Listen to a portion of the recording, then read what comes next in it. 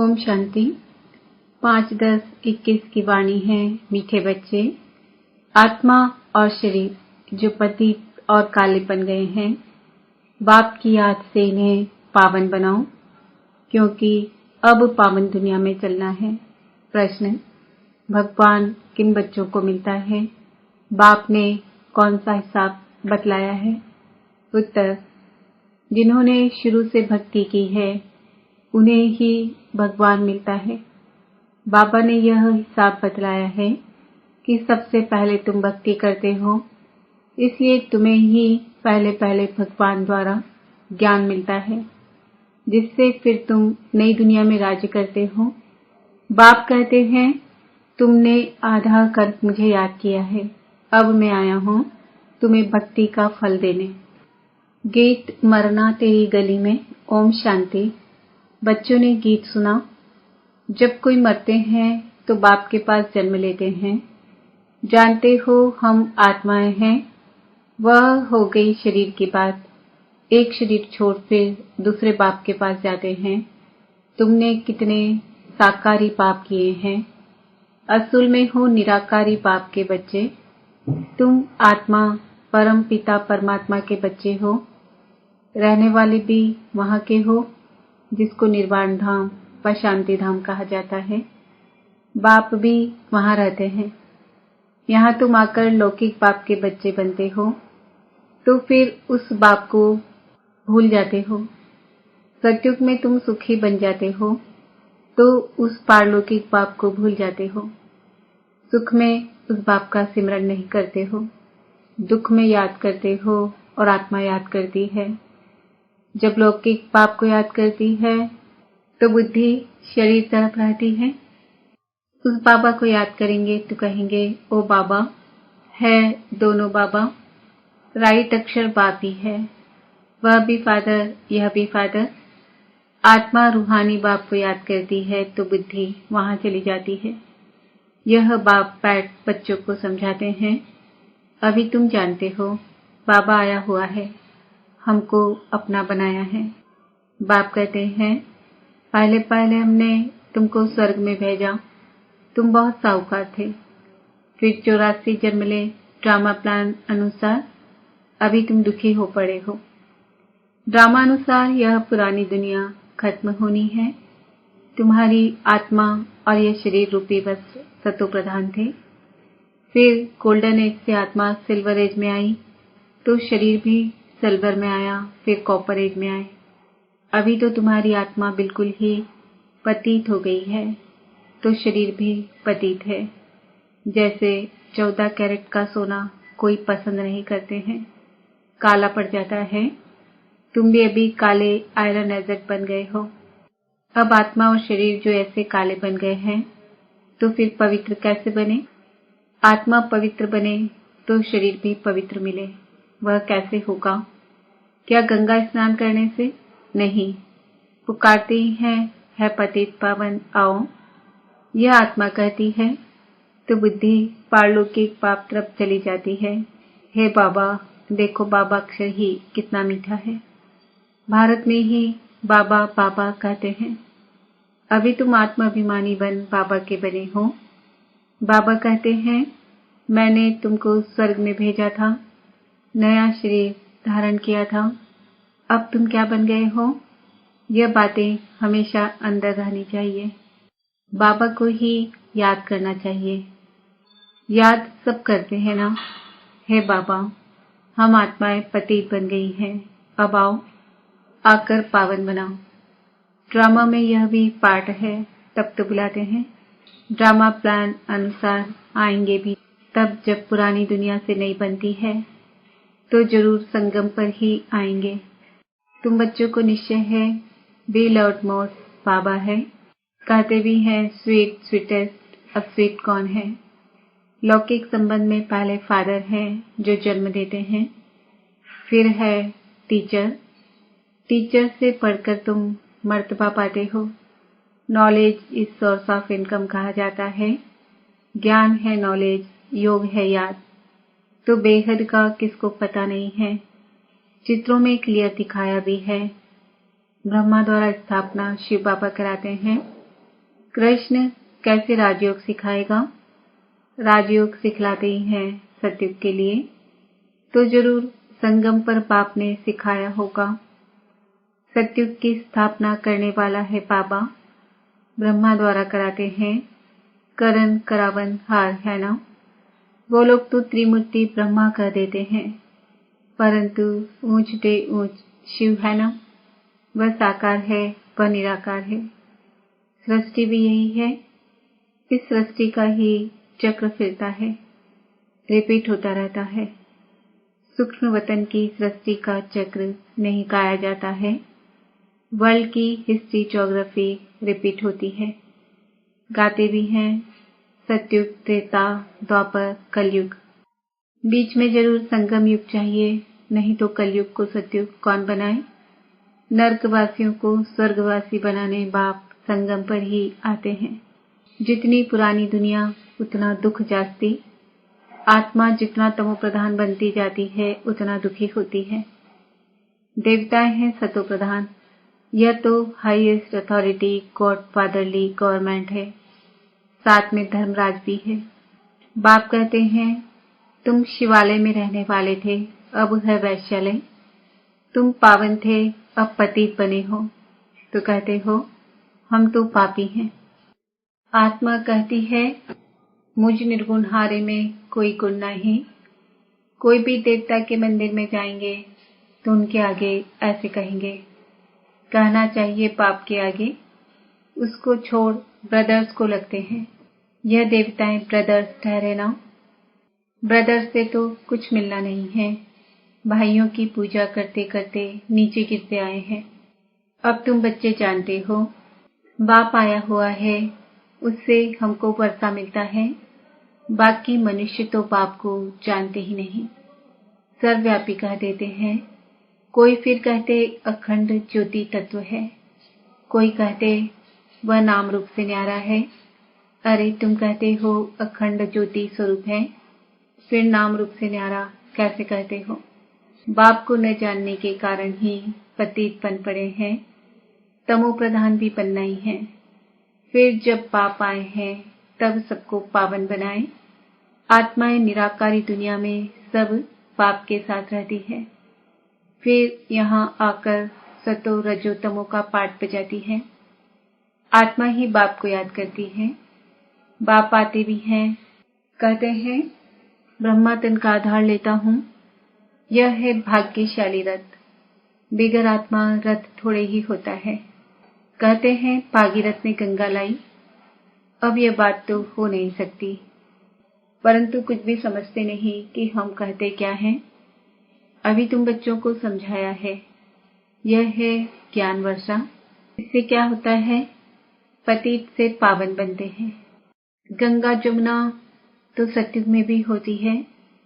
कहते हैं कृष्ण जमुना के कंठे पर खेलपाल करते हैं।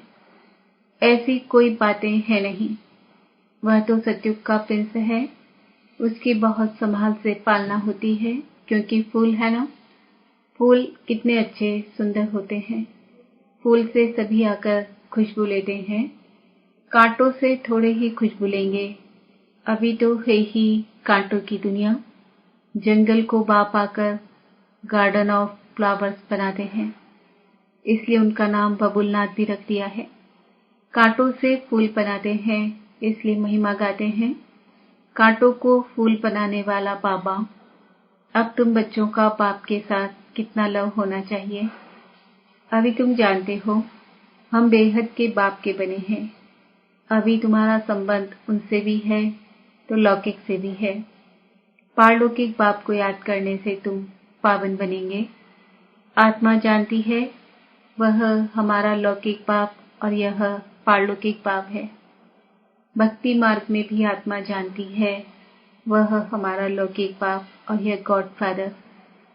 अविनाशी बाप को याद करते हैं। वह बाप कब आकर हेवन स्थापन करते हैं यह किसको पता नहीं है।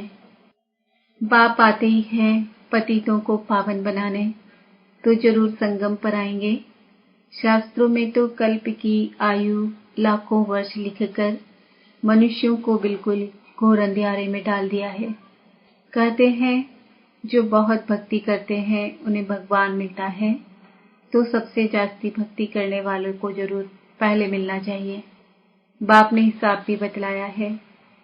सबसे पहले भक्ति तुम करते हो, तुमको ही पहले पहले भगवान द्वारा ज्ञान मिलना चाहिए, जो फिर तुम ही नई दुनिया में राज्य करो। बेहद का बाप तुम बच्चों को ज्ञान दे रहे हैं, इसमें तकलीफ की कोई बात नहीं है। बाप कहते हैं तुमने आधा कल्प याद किया है, सुख में तो कोई याद करते ही नहीं, अंत में जब दुखी हो जाते हैं तब हम आकर सुखी बनाते हैं।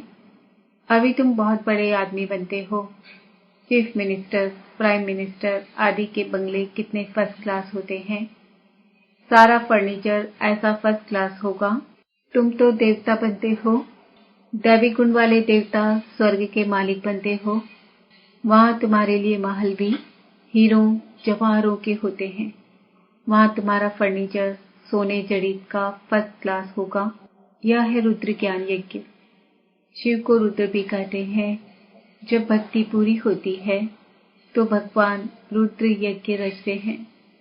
सतयुग में यज्ञ अथवा भक्ति की बात ही नहीं, इस समय ही बाप यह अविनाशी रुद्र ज्ञान यज्ञ रचते हैं, जिसका फिर बाद में गायन चलता है। भक्ति तो सदैव नहीं चलती रहेगी।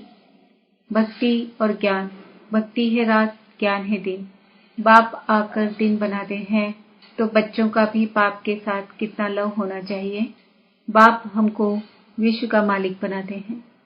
मोस्ट बिलव्ड बाबा है ना, उनसे ज्यादा प्यारी वस्तु कोई हो ना सके। आधा कल्प से याद करते आए हैं, बाबा आकर हमारे दुख हरो। अब बाप आए हैं, समझाते हैं बच्चे तुम्हें अपने ग्रस्त व्यापार में रहना ही है। यहाँ बाबा के पास कहाँ तक बैठेंगे, साथ में तो परमधाम ही रह सकते, यहाँ तो नहीं रह सकते। यहाँ तो नॉलेज पढ़ने की है, नॉलेज पढ़ने वाले थोड़े होते हैं। लाउड स्पीकर पर कभी पढ़ाई होती है क्या? टीचर सवाल कैसे पूछेंगे? लाउड स्पीकर पर रेस्पॉन्ड कैसे दे सकेंगे? इसलिए थोड़े थोड़े स्टूडेंट को पढ़ाते हैं। कॉलेज तो बहुत होते हैं, फिर सबके इम्तिहान होते हैं, रिजल्ट निकलती है। यहाँ तो एक बाप ही पढ़ाते हैं। यह भी समझाना चाहिए कि दो बाप है, लौकिक और पारलौकिक। दुख में सुमरण उस पारलौकिक बाप का करते हैं। अब वह बाप आया हुआ है। महाभारत लड़ाई भी सामने खड़ी है। वह समझते हैं महाभारत लड़ाई में कृष्ण आया है, यह तो हो न सके। बेचारे मुंझे हुए हैं, फिर भी कृष्ण कृष्ण करते रहते हैं। अब मोस्ट बिलव्ड शिव भी है तो कृष्ण भी है, परंतु वह है निराकार, वह है साकार। निराकार बाप सभी आत्माओं का बाप है दोनों मोस्ट बिलव्ड। कृष्ण भी विश्व का मालिक है ना। अभी तुम जज कर सकते हो कि जास्ती प्यारा कौन। शिव बाबा ही ऐसा लायक बनाते हैं ना। कृष्ण क्या करते हैं? बाप ही तो उनको ऐसा बनाते हैं ना, तो गायन भी जास्ती उस बाप का होना चाहिए ना। बाप ने समझाया है तुम सब पार्वतियां हो। यह शिव अमरनाथ तुमको कथा सुना रहे हैं। तुम ही सब अर्जुन हो, तुम ही सब द्रौपदियां हो। इस विशेष दुनिया को रावण राज्य कहा जाता है। वह है बाइसलेस वर्ल्ड, विकार की बात नहीं। निराकार बाप विकारी दुनिया रचेंगे क्या?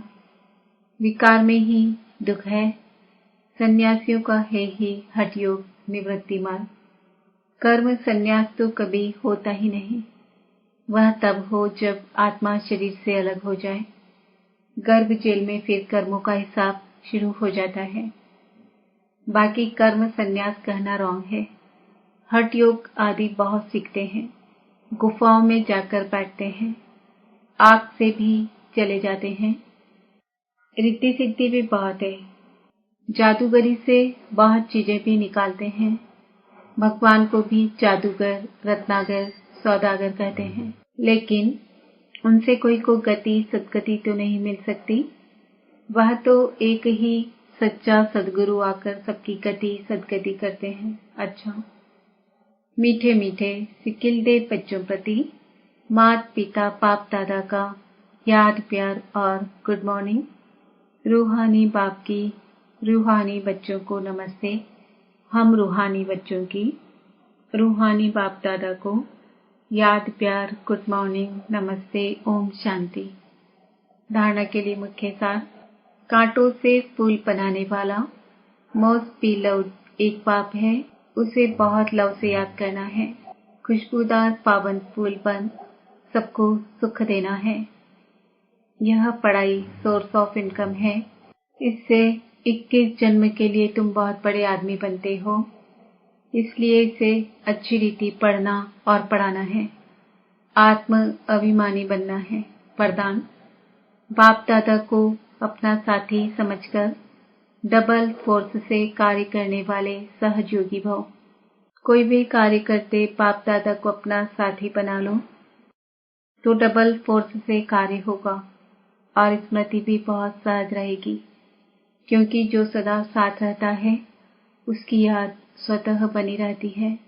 तो ऐसे साथी रहने से व बुद्धि द्वारा निरंतर सत का संग करने से सहज योगी बन जाएंगे और पावरफुल संग होने के कारण हर कर्तव्य में आपका डबल फोर्स रहेगा, जिससे हर कार्य में सफलता की अनुभूति होगी। स्लोगन। महारथी वह है जो कभी माया के प्रभाव में परवश न हो। आज का समान है। मैं आत्मा सहज योगी हूँ। ओम शांति।